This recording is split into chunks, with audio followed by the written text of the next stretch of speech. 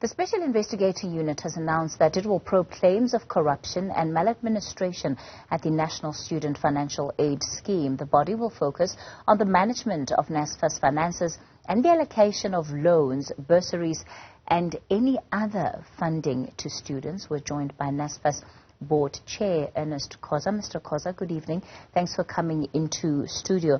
So there have been big questions around the administration of NSFAS, and certainly over a series of years there have been complaints about what is really happening within that institution, and this investigation by the SIU has been a long time coming. Yes, definitely a long time coming. Good evening to you and good evening to the viewers.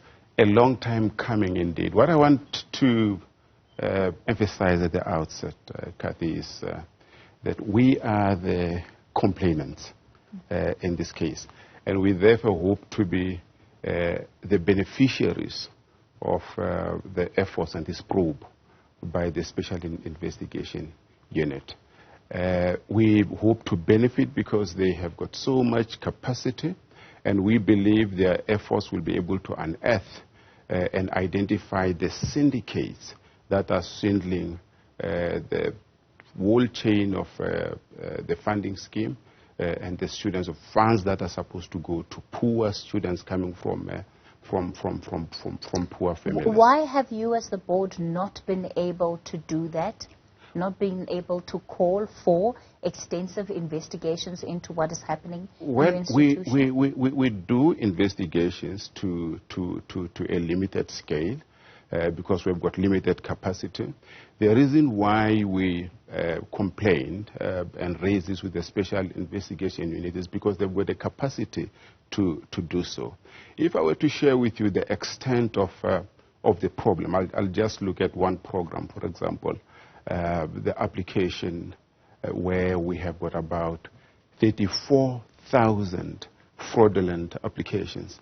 If we were to focus on running after those 34,000 people, we'll be distracted from what we do.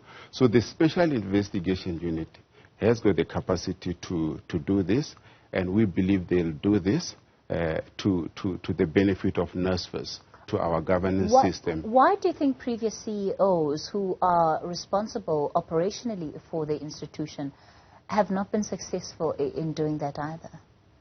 Well, remember, this matter was reported about 3 years ago by our predecessors, and our predecessors were administrators of NSFAS. There was no board at that time. There was no CEO at that time. This talks to the fact that these problems have been there for a long time. But we now have a CEO at NSFAS. We now have a board. We're 1.5 years or so into the job. And we're doing all we can to make sure that we've got clean governance, and to ensure that this kind of problems are addressed. If you were to work on estimates based on the information that you as a board have received, even about the syndicates that you believe to be operating and you know, squandering money of the institution, how much would you say that is? Well, I can't estimate how much was squandered, but as I said, I quoted one example where we have got more than 34,000 fraudulent applications. You know, that says so much about the extent of the fraud that is happening at NSFAS. But maybe at this point I need to share with you what we're doing to deal with this. And we have done the following. The first is we've got new management, as we know, a very good CEO with experience and expertise. We are jacking up our ICT system to make sure that it responds to the kind of challenges that we're having.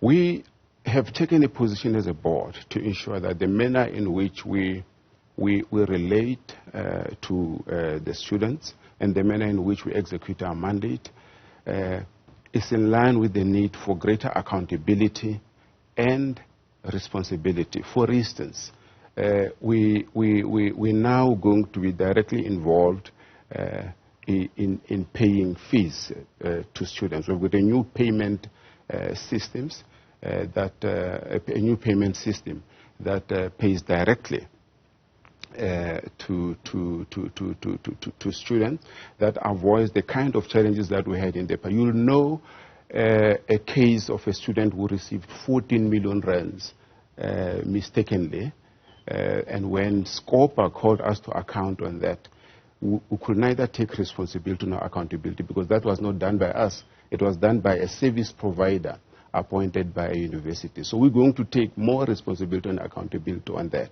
The other area in which we're going to take direct responsibility and accountability is on student accommodation.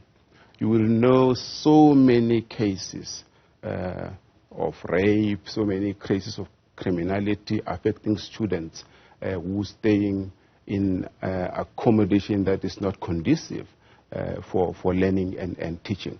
So we're going to get directly involved in student accommodation to resolve problems such as that, and accommodation where students that are funded by NSFAS are going to stay will have to be accredited by NSFAS. It will have to meet certain standards determined by NSFAS. Will deal directly with landlords and pay landlords directly to avoid all sorts of problems that were there. All right. We'll leave it there for tonight. That is the NSFAS board chair, Ernest Khosa. Certainly a lot more then still to come out of that investigation by the SIU. You heard the plans. The question now is what will the experience of the NSFAS clients be, their customers, which of course are mostly students.